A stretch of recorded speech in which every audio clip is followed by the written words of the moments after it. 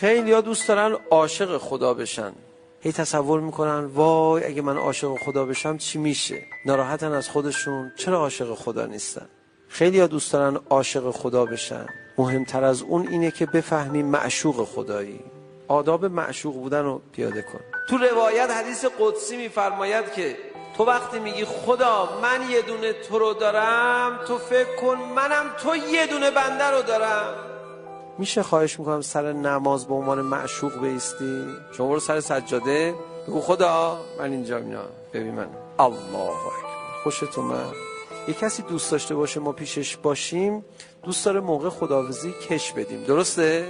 بعد از نماز یه تعقیبات بخونی، بعد از نماز بشین بگو خب خدایا کاری نداری من کم کم میخوام مرخص بشم اینا. نمیخواد عاشق بشی، حالا که معشوق که هستی، تو برای معشوق بودن چی کار کردی که حالا بعد میخوای بری عاشق بشی؟